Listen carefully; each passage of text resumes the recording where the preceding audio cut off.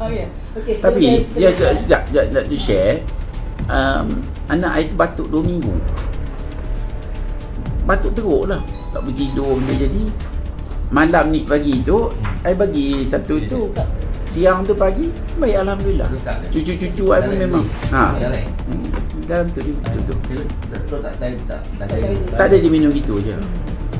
Kita daftar ni under PKM punya ni concern dia sebagai minuman refreshment pentingan ada food.